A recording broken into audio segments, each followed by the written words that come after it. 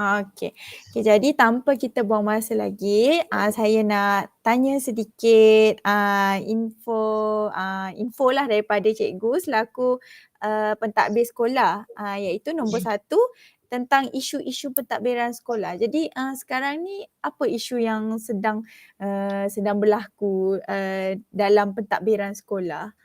Okey, saya nak tanya Zafira, sekarang ni isu ni dari kategori apa? Adakah keseluruhan atau dari kategori tertentu? Macam contohnya saya JPK1 menjaga urusan pengurusan dan juga akademik.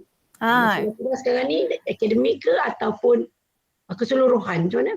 Saya rasa boleh juga kalau cikgu terangkan tentang pengurusan dan juga akademik sekali. Bolehlah untuk dua tu. Okey. Itulah awak dah rakam untuk sebagai rujukan yang hantar pula. Bagi awak ambil Ya, boleh. Mana yang baik-baik je, yang tak baik jangan ambil. Okey. Saya akan bercakap tentang berdasarkan pada sekolah saya lah, sekolah bandar Tapi saya pun pernah berada di sekolah bandar. Walaupun secara online kan. Tidak berada di dalam situasi sebenar pembelajaran kan. Betul. Pengurusan lah ya. Jadi dari segi pengurusan tu sebenarnya banyak perkara-perkara yang perlu dilihat. Antaranya ialah sumber manusia. Ya, sumber manusia tu iaitu dari segi bilangan guru, bilangan pentadbir ya. Setakat hari ini bilangan pentadbir mencukupilah mengikut warrant yang diperuntukkan oleh KPM. Tetapi kita masih lagi kekurangan guru. Ya. Kita sekarang ni kekurangan 2 orang guru. Namun sepatutnya sekolah bandar ada 75 orang guru. Ya, 75, tetapi PPD telah pun menghantar 3 orang guru MyStep. MyStep ni guru sementara lah. Guru sementara. Guru sementara, guru sandaran yang namanya dulu guru sandaran tidak terlatih. Sekarang dia bagi nama MyStep lah. Ya, sebab guru sandaran ni tak sama macam yang dulu. Kalau guru sandaran dibayar gaji ikut hari, sekarang ikut bulan lah. Walaupun dia dalam bulan itu bercuti sekarang ni kan. Jadi dia hantar 3 lah. 3 orang untuk mengisi kekurangan. Namun macam tu kita masih kurang 2 lagi.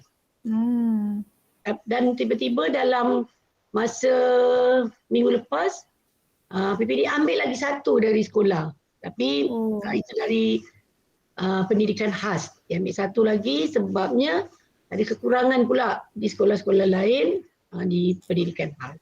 Jadi sekarang ni cikgu dari segi sumber manusia guru kita kekurangan 3 guru. Dari segi body lah. Kita bercakap bila kekurangan ni dia ada dari segi option, dari segi body. Maksudnya option itu cikgu tu datang dengan option dia. Cikgu tu datang dia option BM. Okey. Kita akan lihat pula lah mencukupi atau tidak option bahasa Melayu berdasarkan kepada warrant. Warrant tu ialah yang akan dikeluarkan oleh PPD. Kalau katalah contoh sekolah bandar ada 37 kelas, berapa orang guru? Orang guru bahasa Inggeris, berapa orang guru? Dia ada sifir dia. Yang ada dalam e-operasi tu dia akan kita dapat lihat. Dari segi body kita kurang 3. Tapi dari segi option kita masih kekurangan sebab cikgu yang MyStep ni dia menggantikan 2 orang cikgu bahasa Melayu dan seorang cikgu bahasa Inggeris. Bolehlah mengajar kan, boleh mengajar. Ini bukannya nak dapat guru MyStep ni ialah bukannya satu suka kan. Dan kemudian ketiga ni ialah bekas ataupun ada ijazah. Maknanya berilmu. Maknanya walaupun dia orang guru sementara je tapi okey lah, dia orang punya performance dia boleh. Biasanya memanglah dia akan ambil orang yang memang dari segi akademiknya bagus kan. Dan sebab itulah dia dipilih dan tapi sedikit sebanyak, sedikit sebanyak, banyaklah saya rasa membantu sebab sampai 3 lah. Jadi di pendidikan khas akan kekurangan seorang guru. Dan pendidikan khas di sekolah bandar ialah pendidikan khas pendengaran, pekak dan bisu. Itu dari segi sumber manusia guru. Sumber manusia untuk AKP pula iaitu anggota kumpulan pelaksana, kerani lah ya, Ya. kita masih juga kekurangan. Ya, kita sepatutnya kita ada 6 orang AKP, 8 orang AKP, tapi sekarang ni kita hanya ada 6 saja. Ya, di mana 2 ialah pembantu murid prasekolah, 1 pembantu pendidikan khas, 2 PO. PO ni ialah pembantu operasi, kemudian ada seorang saja kerani. Kita masih kekurangan seorang ketua kerani dan seorang kerani. Jadi agak kesianlah kepada seorang kerani ini yang terpaksa buat untuk 3 orang punya kerja. Terpaksa tanggung workload yang lain macam tu lah. Tapi memang agak mencabarlah pada kerani ni, ataupun kita kata PT, dia PT pembantu takbir. Bila dia sekarang ialah pembantu takbir, sialah, tapi macam mana pun dia kena juga buat untuk selesaikan dari segi kaji semualah. Sepatutnya bila kita ada 3 kerani, satu ni akan uruskan bahagian kewangan, seorang lagi akan uruskan bahagian pentadbir pentadbiran, dia uruskan perkhidmatan. Perkhidmatan. Banyak perkhidmatan tu naik pangkatnya, ya, dari segi cuti, tu naik perkhidmatan. Dia main peranan besar jugalah pembantu takbir dalam sekolah. Jadi saya sebagai DPK 1 yang macam mak tiri juga, lalulah bising kat dia. Dah siap, dah siap. Kadang kesian juga lah, agak stres juga lah ya. Kemudian dari segi sumber manusia, pekerja lah swasta, penswastaan, pembersihan, okey, sangat bagus, walaupun di sekolah yang besar tu ada 4 bangunan yang besar, ada 2 bangunan 4 tingkat, 2 bangunan 3 tingkat, dan blok-blok yang lain juga. Alhamdulillah Pak Wan bekerja ni dapat jalankan tugas dengan baik dengan ni. Dan sekolah bandar pula dah semasa PKP itu dah dapat telah dibina satu lagi dewan. Ada dewan baru. Dewan terbuka yang masih belum digunakan. Sebab pada masa tu murid-murid pula tak boleh nak berkumpul kan. Betul. Aktiviti-aktiviti bersemuka masih belum lagi dapat dilaksanakan. Dan ni mungkinlah agaknya boleh bersemuka. InsyaAllah. Dah dimaklumkan oleh YB Menteri bahawa aktiviti bersemuka sudah boleh dilaksanakan. Sikit-sikit lah ya. Betul. Itu dari segi sumber manusia lah. Dan dari segi prasarana, prasarana tu maksudnya kemudahan. Bangunan. Kita juga ada sedikit-sedikit lah masalah. Macam tipu pula semuanya perfect bila datang sekolah hanya pergi pejabat. Betul. Ada je ya, yang paling kritikal sekolah kita ialah sekolah bandar. So kita pula bandar satu sekolah. Kritikal ialah makmal Sains. bukan makmal komputer. Tak boleh guna. Tingkat atas tu dia ada masalah dengan kelawar lah. Jadi silingnya dah, tapi kita dah laporkan, kita dah buat laporan, kita sedang menunggulah. Dan biasanya perkara-perkara macam ni pihak PPD, KPM sangat ambil berat lah ya. Tapi kita pun kena ingat dan akur tentang peruntukan. Tapi setakat ini masih boleh lagi berjalan sebab kita ada 2 tingkat makmal komputer. Kita masih boleh guna makmal komputer yang lain, bawah kan, tingkat bawah. Dan juga kita boleh gerakkan Chromebook. Chromebook kita ada. Chromebook kita ada. Dia boleh digerakkan. Maksudnya bukanlah kata tak ada, tak kisah, tak rosak pun kita boleh. Tapi ada alternatif lain lah. Okey, faham? Ada alternatif lain. Dan dari segi prasarana yang lain, kita juga sudah mendapat peruntukan lah sebab kita ada memohon peruntukan untuk tandas. Sebabnya benda-benda macam ni sangat penting lah kepada murid kan. Semua murid punya kemudahan. Kita buat memang untuk murid. Keperluan yang ada pun memang nak beri kepada murid. Betul. Yang lain-lain tu macam dari segi bilik dewan atau bilik khas, semuanya masih boleh dan sangat-sangat relevan lah.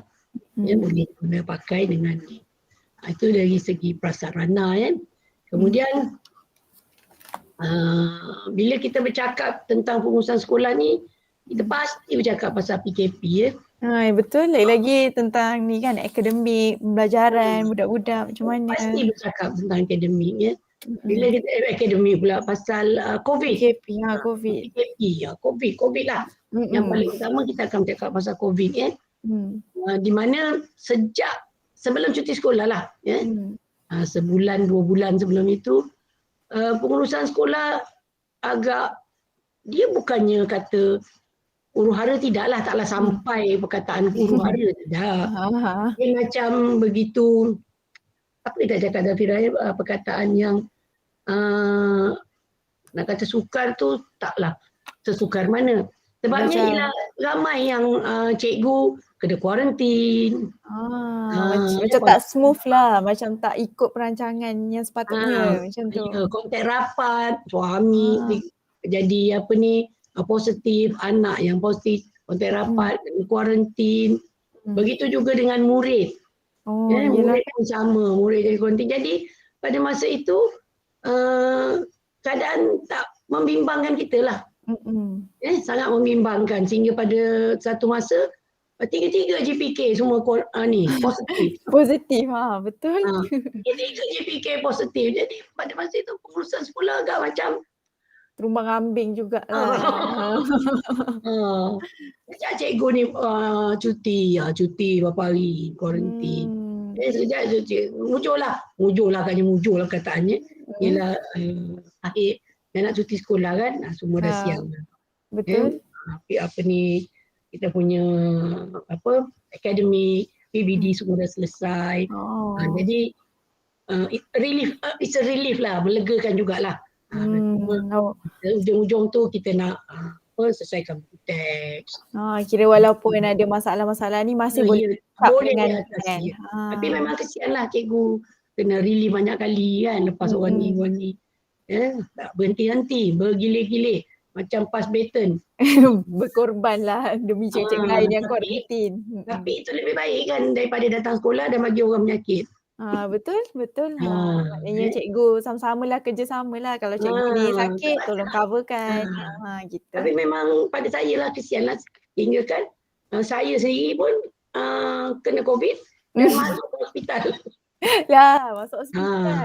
Masuk hospital. Saya buat relief dari hospital Permai. Jadi maknanya walaupun dalam keadaan COVID ni dah boleh sesuaikan lah kan, kita buat secara online apa semua kan. Dah maknanya dah dia macam boleh jalan tak apa. Dah biasa dah. Dah biasa Tapi kita masih takut lah. Masih takut ada kesihatan yang paling penting lah, sebab budak belum vaksin lagi kan. Masih ada pelajar yang parent tak bagi datang sekolah. Sebab takut COVID, walaupun tak ada tak ada siapa kena COVID. Yelah, faham. Jadi benda-benda macam ni agak mengganggu sedikit lah kan. Dari segi peratus kehadiran guru, belum lagi cerita peratus kehadiran murid. Tapi kita nak buat macam mana kan, benda tu tak boleh nak dielak. Takkan positif nak pergi sekolah, kita pun tak berani kan. Kita kena adapt dengan situasi sekarang. Adapt. Kita bekerja pula tu mengikut apa yang KPM maklumkan. Kalau kata dia tempoh macam ni, kita datang. Tempoh macam ni datang. Akur lah, maknanya kita akur arahan tentang kuarantin, akur arahan tentang SOP kan. Timalah. Itu dari segi akademik lah. Dari segi akademik, pada saya lah isu yang sangat-sangat sekarang ni ialah isu penguasaan tahap minimum lah. Dalam PDD iaitu menguasai tahap minimum yang biasa orang akan sebut MPM. MPM. Disebabkan sekolah rendah sekarang ni dia dah tak ada peperiksaan awam ya betul. Dah tak ada UPSR. Penilaian kita memang hanya semata-mata PBD. PBD. Saya rasa di IPG pun memang sangat menekankan sekarang PBD kan. Betul. Pun tengah struggle juga nak faham PBD tu macam mana. PBD, ya. Jadi itu yang kita kena sentiasa pertama sekali guru betul-betul kena faham. Sebab PBD ni dah lama. Dari 2011 lagi sudah diperkenalkan kepada murid dan guru ganti-ganti, ada guru baru, ada guru lama. Jadi pemahaman itu mesti, maksudnya guru kena mantap dengan PBD. Betul mantap macam mana dan bagaimana nak laksanakan PBD. Ini memang isu yang paling sekali.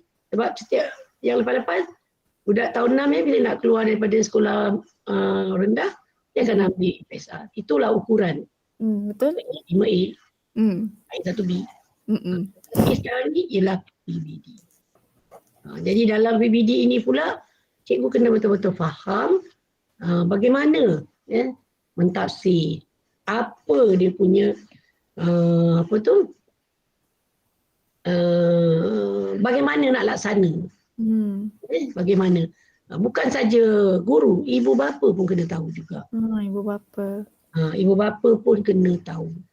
Sebab PBD ini ialah pentafsiran yang berterusan. Sentiasa dalam going kan. Memang. Jadi setakat mana pelajar-pelajar menguasai PBD. Bagaimana cikgu membuat pertimbangan profesional.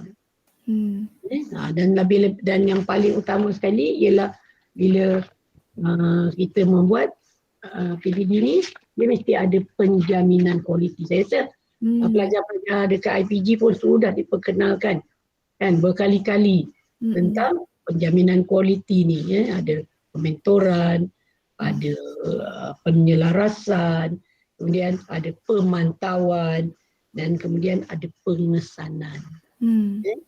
Bagaimana? Isu PBD ni bila COVID lagi, salah semua COVID. Ni COVID memang salah. Betul lah tu.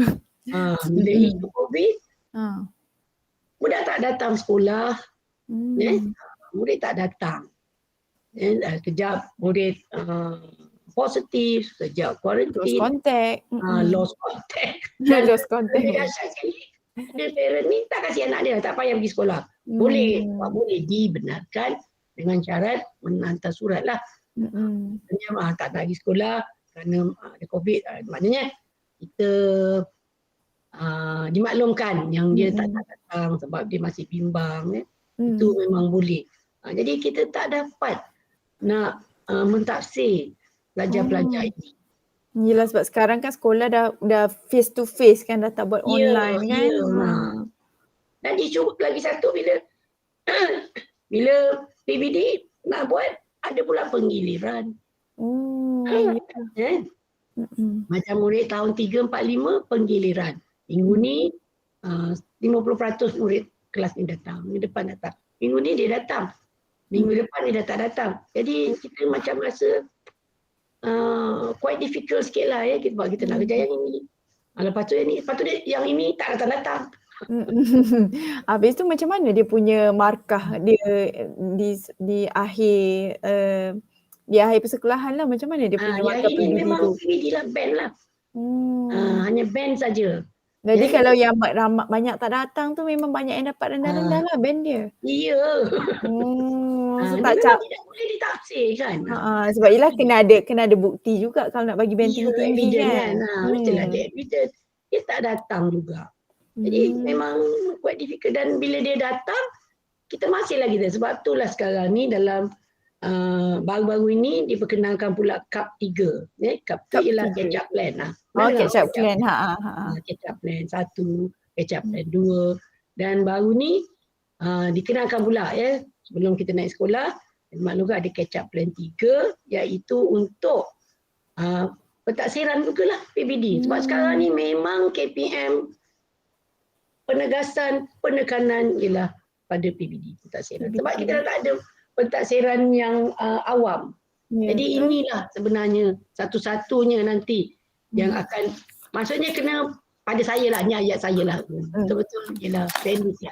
Setelah murid-murid darjah 6 keluar dari sekolah rendah, bahawa apa yang dibawa ke sekolah menengah itu memang betul, tepat lah. Jadi, saya kata tadi, cikgu kena faham dulu macam mana nak mentaksir. Cikgu kena betul-betul jelas. Sebab itulah ada kami dah rancang lah untuk tahun ni dengan PLC, dengan kursus, dengan bengkel. Walaupun ada cikgu kata, aduh sama aja dia dulu. Memang sama. Tapi memang kena. Memang kena. Kena betul Pak. Dan kemudian kita kena jelaskan pula lah kepada ibu bapa. Ya. Sebab sekarang kan ibu bapa kan macam tak ada exam, maknanya macam tak ada apa-apa. Alah, tak peksa pun tak pergi sekolah tak apa. Betul. Jadi ibu bapa kena dan mesti faham apa PBD. Sebab memang ada ibu bapa yang tak apa, tak pergi. Pergi-pergilah, balik bila nak buat-buatlah, kata kan. Jadi itu antara isu-isu yang ni lah, yang sedang dan sangat hot lah ya. Dan dalam kecap plan tu masih lagi tentang macam kecap plan tu khas untuk PBD, di mana pelajar tahun 2, 3, 4 pelajar tahun 2, 3, 4 yang dapat TP 1 hingga 3, 1, 2, 3 ataupun mereka yang tidak dapat ditaksir. Nampak tak? Ni bagi lagi peluang lagi. Bagi lagi peluang. Bagi lagi peluang. Dan untuk mereka ni tujuannya ialah untuk bersedia untuk meneruskan lagi pembelajaran pada tahun ini. Ya. Jadi banyaklah ya yang kita kena pertimbangkan. Ni panitia lah kena main peranan. Ya. Dan subjek-subjeknya hanya 4 subjek je lah ya. Matematik, BM, BI dan sains. Ya. 4 subjek inilah yang akan dibagi tumpuan dan perhatian, iaitu murid yang tidak menguasai lah. 1, 2 tidak menguasai, 3 ni atas pagar, ataupun murid yang tak pernah datang langsung.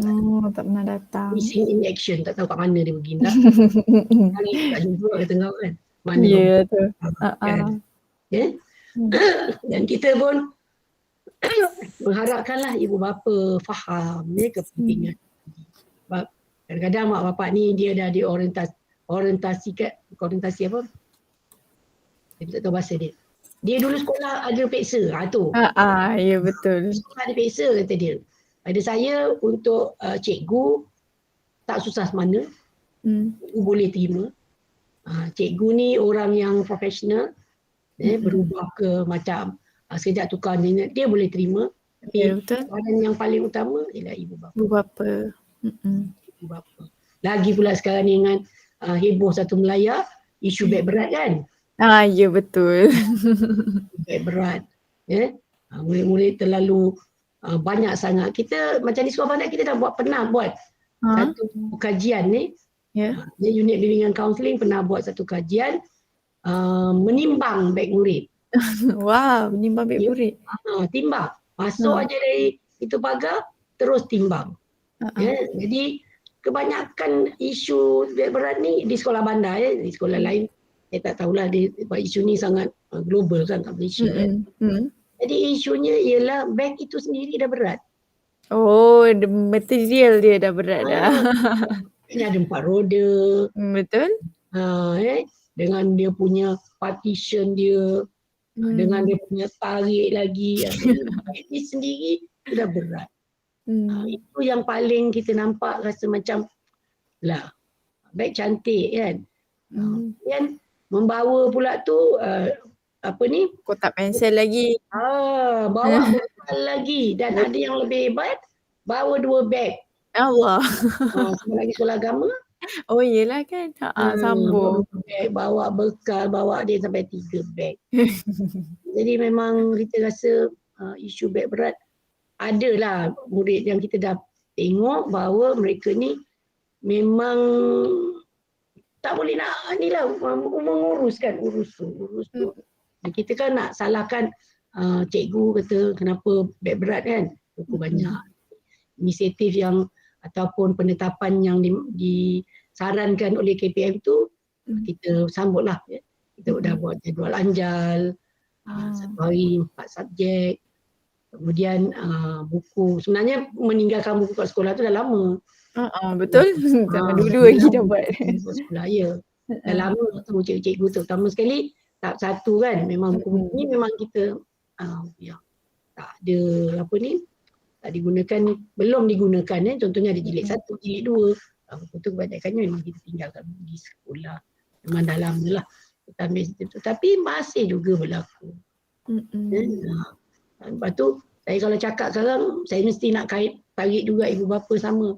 Sebabnya sebab dari segi jadual lah kan. Anak-anak yang kecil ni mereka kadang tak tengok jadual. Yang main masuk je semua buku. Angkat. Lepas tu bila semak balik, jadi pada ada tahun pun. masa mesyuarat pengurusan masa mesyuarat kurikulum, kita berkali-kali mohon pada cikgu-cikgu untuk semak lah sesekali. Kena tengok yang kita nampak kan dalam kelas kan budak-budak yang bawa beg berat tu. Betul. Dibuat macam sport set. Macam Zafira sih tahu kan bila dah sekolah dah jam 4, dah jam 5 dah pandai kan. Betul. Pandai. Dan selalu pula tak bawa buku tu dah jam 4, jam 5 lah. Jam 6. Tu lah ringan je beg. Beg ringan. Buku tak macam tahun 5-6 kita tak boleh tinggal di sekolah orang curi kan. Itulah ya, jadi antaranya ialah membuat jadual ajal. Jadi kita sebagai guru pun kesian lah kan. Dan lama budak-budak nanti masa akan datang, budak ni dah besar bongkok semua. Yelah sakit tulang belakang, slip disc pula nanti. Itu sendiri dah berat. Lepas tu bangunan kita ada yang 3 tingkat paling tinggi kan. 3 tingkat tu. Ada yang cakap lah kenapa ni budak-budak tak kat bawah. Memang budak tahun 1 semua di bawah. Kan, budak tahun 1 semua tingkat bawah. Tapi bila dah ada darjah 2 dia kena naik ke atas. Tapi darjah 2 tu pun bukan besar mana pun kan. Masih lagi juga kecil kan. Jadi baguslah. Maknanya dengan penggunaan jadual anjal apa semua tu mencadangkan loker kan. Loker. Belum lagi lah.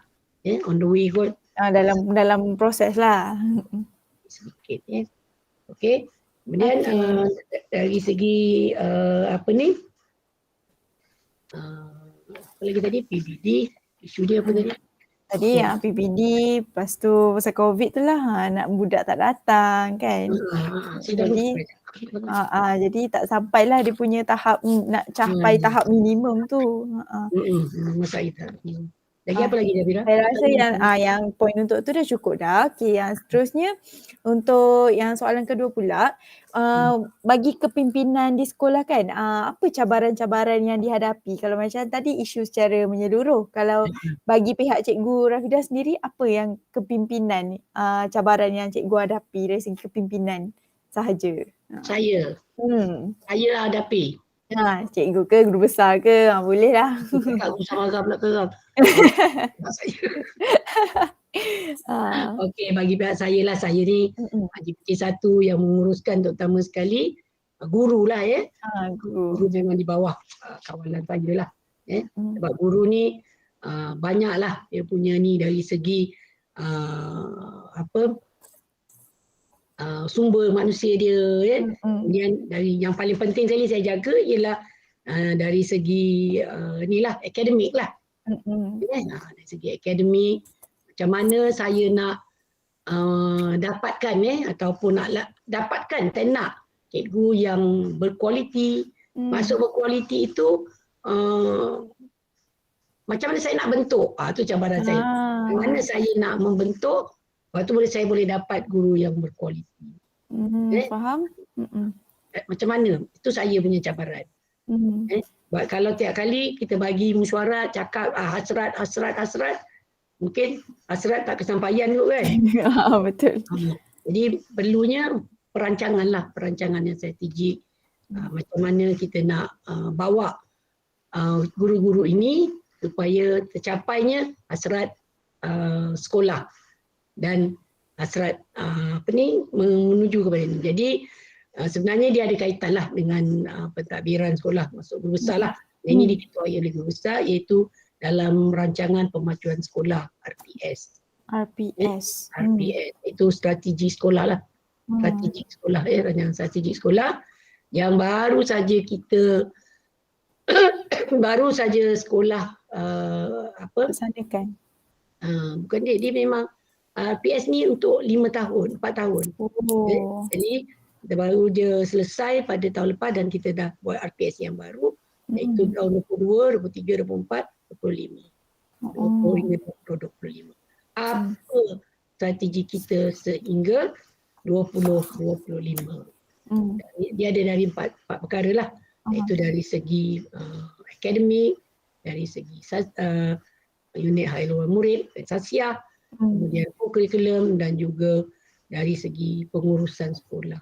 Sekolah tu mesti ada rancangan strategik yang apa dia nak capai nanti pada masa ni. Jadi dalam kita mencapai bila bahagian akademik mengambil bahawa pada tahun 2025 dah tak ada dah 0% murid yang tidak menguasai. 0%. Semua pada tahun 2025 semua murid sudah boleh menguasai. Dan pada tahun 2025 kita harapkan sekurang-kurangnya satu murid akan dapat band 6.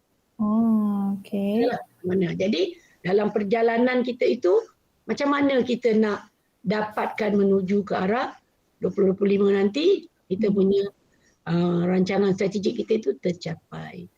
Jadi kita setiap tahun kita ada pelan lah. Jadi pada tahun ini pelan kita ialah fokus kita pada guru dulu. Macam mana guru memberi guru kefahaman. Guru betul jelas dan faham macam mana apa dan bagaimana PBD itu. Kita maksudnya sekarang ni bila COVID, dah cakap lagi COVID. Betul lah tu. PDPR berjalan. Tapi dalam masa yang sama perlu pentaksiran. Perlu PBD. Jadi cikgu agak keliru. Tak mana nak taksir kata dia. Sekarang tengah online. Online budak tak masuk. Jadi itu kita kena bersedia. Yang lepas kita tak pernah bersedia. Jadi sekolah bandar menyusun strategi supaya guru lebih faham dan jelas.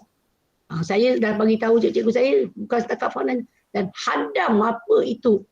Nanti awak tulis dalam tu ada jangan cek-cek kata lain. Faham ke hadam maksudnya kan? Hadam betul-betul apa dia PBD itu sehinggalah tercapai hasrat kita tiada seorang pun yang tidak menguasai. Difficult lah sebabnya kita faham manusia bukan semua lahir boleh bijak apa semua kan. Dia jadi cikgu nanti awak nak suatu kelas semua pandai. Tapi sebenarnya ada seorang ni memang tak boleh. So akhirnya kita kena terima lah. Itu memang akan berlaku. Bila cikgu yang mengadu macam mana nak nilai budak ni. Mulut dia pun tak boleh nak buka. Betul. Tanya pun tak jawab. Tengok kita balik. Jadi terpaksalah minta bantuan dari unit dari pendidikan khas. Budak ni sebenarnya boleh cakap ke tidak? Pekak bisu ke? Sebenarnya boleh. Jawab, dia cakap, dia tanya. Jawab. Tapi apa yang kita nak, dia tak boleh nak ni. Sebab dalam PBD ni dia banyak ni. Ada, kita boleh menilai dari segi lisan, tulisan, projek, kan, dari segi banyak kita boleh. Banyak aspek lah. Banyak aspek. Tapi budaknya diam. Macam mana tu? Jadi itu akan menjadi kesukaran lah. Sebab tu kita kena sediakan cikgu dulu. Jadi pelan saya ialah pada tahun 2022 ialah memantapkan cikgu-cikgu penguasaan PBD dia. Supaya murid-murid nanti dia dah faham, dia dah jelas. Itu nanti banyaklah programnya berkolaborasi dengan sekolah lain, dengan LC-nya, dengan bengkelnya. Tapi dah mungkin rasa macam, cikgu ni dah lama kat sekolah, takkanlah dia tak tahu.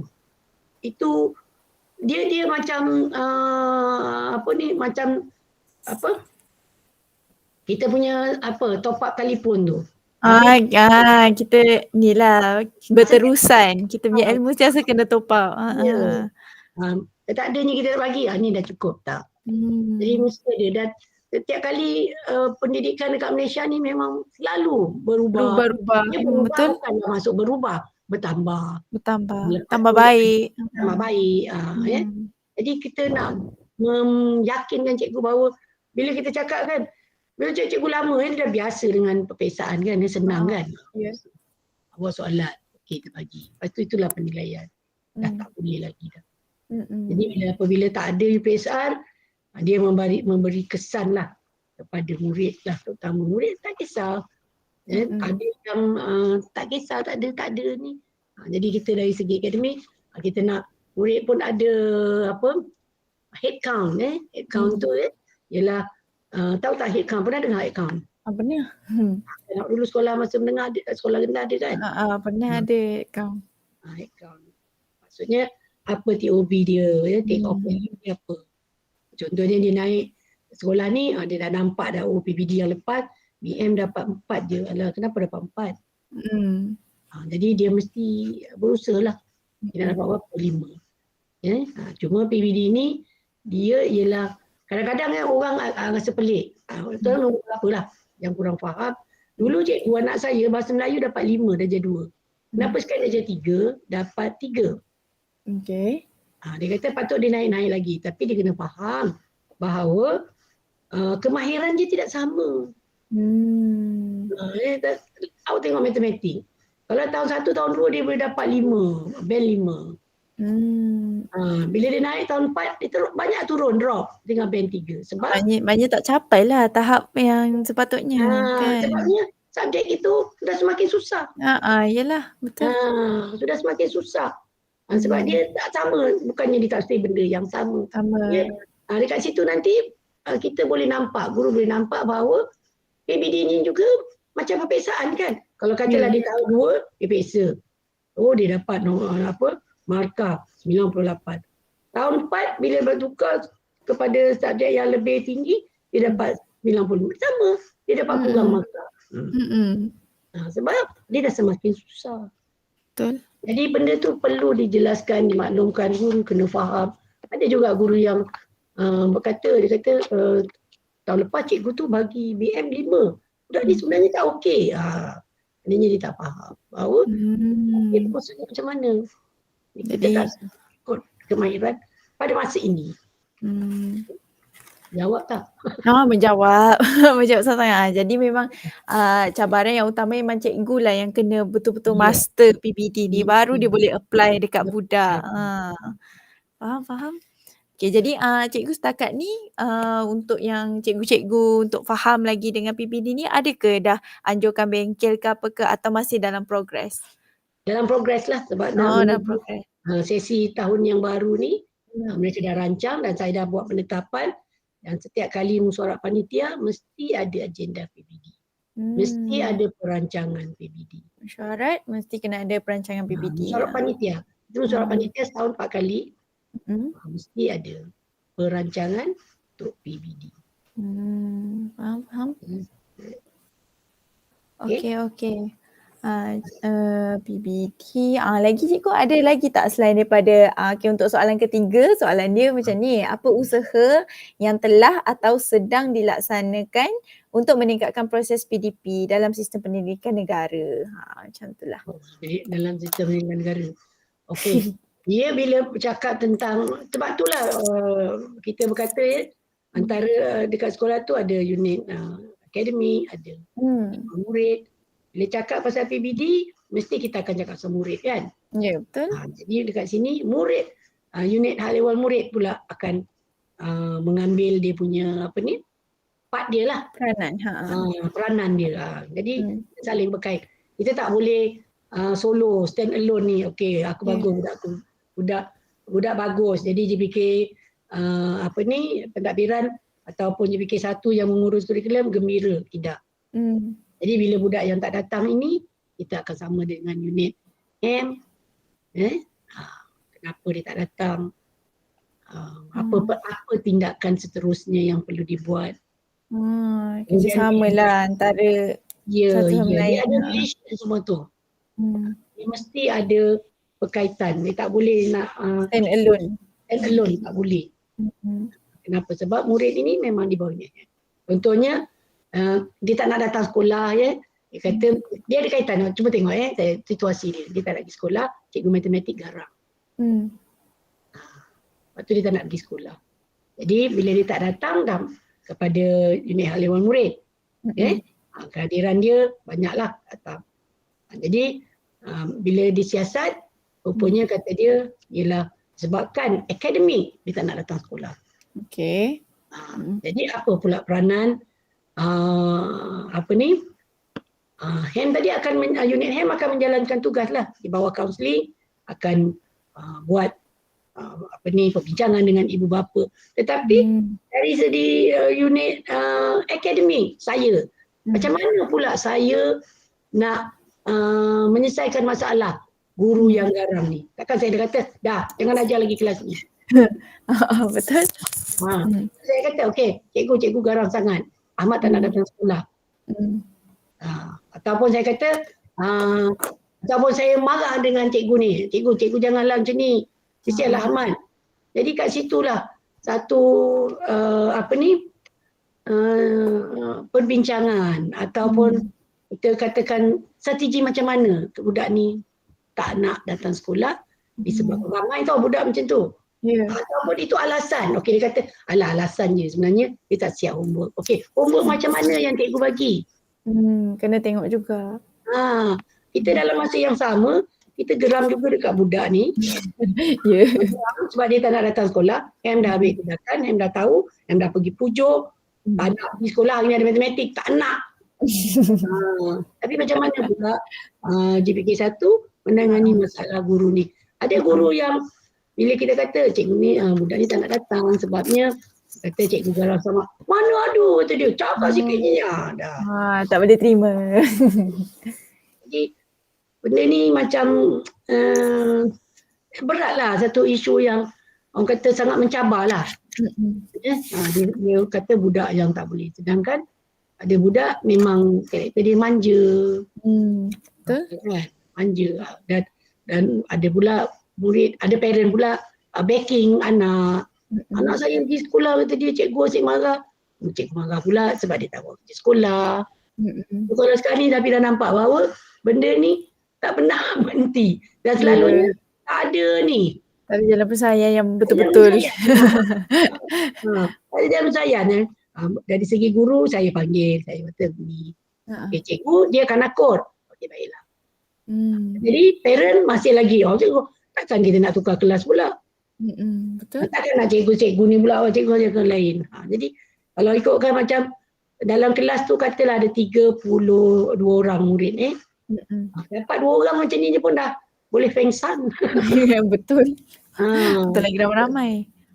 Ramai. Sebab tu saya kata tadi nak kena guru kena faham, mak bapak kena faham.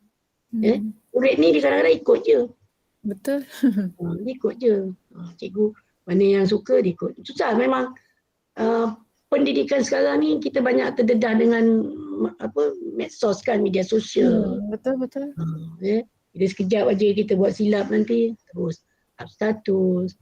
Belum lagi kat Facebook. Jadi kena berhati-hatilah. Lagi cikgu kan, pegang title cikgu, kena jaga. Kau rasalah. Tapi jangan pula jadikan itu sebab kita terus kecewa. Tak nak ajar dah lah, malas. Janganlah macam tu. Cikgu ni mesti ingat bahawa manusia ni kalau ada 32 orang bukan semua sama kan. Betul.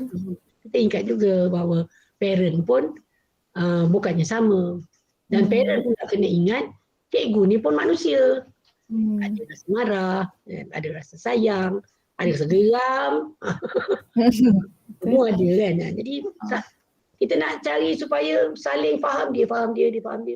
Itu kitaran yang susah. Mencabar, sangat mencabar. Bukannya boleh kata okey, kita tahu kita buat kursus kepada cikgu, buat kursus jati diri, buat motivasi. Buat semua kursus kan supaya cikgu kuat, supaya cikgu dapat atasi halangan ni, okey. Tahan maki, okey. Benda tu berlaku. Jadi saya selalu ingatkan cikgu saya, minimalkan kesilapan. Minimalkan kesilapan. Minimalkan kesilapan. Minimalkan. Bukannya kita kata kita tak boleh buat silap. Kan? Kita minimalkan. Manusia semua buat salah. Murid pun sama. Murid A dengan murid B, murid C tak sama. Kadang-kadang kita terlepas pandang. Satu hari cikgu masuk katalah 3 kelas. Kelas sana, kelas ni, kadang dia terlepas. Ada murid yang kecewa, dia kata cikgu tak pandang dia. Yelah betul. Dia suka attention. Dia balik dia cakap, cikgu tak pandang saya pun. Padahal cikgunya dah penat dah pandang sana, pandang sana. Cikgu tak pandang saya. Jadi nak sentiasa cikgu tu, takkanlah saya nak kena jaga cikgu kan. Tengok orang ni, cikgu mana ni, dah jadi polis pula kan. Itu cabaran ni yang paling inilah. Sebab tu masa kat sekolah murid-murid selalu kan, cikgu ni dia suka, cikgu nak masuk, jangan masuk. Betul. Susah ya, kita memang itu antara cabaran yang kena ni lah. Nak begitu adil dan saksama, kadang tak adil. Betul-betul. Okey, saya rasa banyak dah ni saya dapat. Tak tahulah banyak ke tidak. Banyak. Saya ulang balik lah sikit Okey, contohnya isu-isu pentadbiran kat sekolah, macam tadi cikgu cakap, ada isu pengurusan dari segi sumber manusia. Lepas tu kalau akademik tu kita highlightkan dekat PBD, tahap penguasaan minimum para murid. Okay, lepas tu untuk PBD tu pula kita kaitkan dengan isu semasa yang berlaku sekarang ni lah, contohnya COVID, kita tak boleh nak buat apa kan. Jadi usaha yang dibuat tu memang dah sehabis baik lah untuk untuk adapt dengan situasi sekarang ni, mengikut apa yang dikeluarkan oleh KPM macam tu. Okay, lepas tu cabaran-cabaran yang dihadapi especially daripada para pentadbir pula, contohnya cabaran guru, cabaran sekali lagi sumber manusia, lepas tu kaitkan dengan berkaitan dengan apa tu tadi, rancangan strategi sekolah. Rancangan strategi sekolah. Rancangan kemajuan sekolah. Okey. Pemajuan. Rancangan pemajuan sekolah. Okey. Jadi yang ni merupakan highlight lah, kira macam ni hala tuju sekolah. Apa-apa yang sekolah buat kita refer kepada RPS ni lah. Okey. Dan yang last sekali, usaha-usaha yang sedang dijalankan ataupun yang dilaksanakan untuk meningkatkan proses PDP ni, cikgu-cikgu sentiasa kena ada komunikasi, kena sentiasa bekerjasama antara contoh JPK dengan SEM apa semua kan, untuk mengatasi masalah-masalah murid ni. Dan yang lain-lain macam cikgu cakap lah, satu masalah ni kita tak akan dapat selesaikan menggunakan satu penyelesaian tu, dia sentiasa ongoing kan. Jadi kita hanya boleh cuba mana yang terbaik dan yang termampu lah untuk atasi masalah-masalah di sekolah ni. Okey. Okay, jadi itu saja. Saja. Saya stop recording jap. Okey. Stop.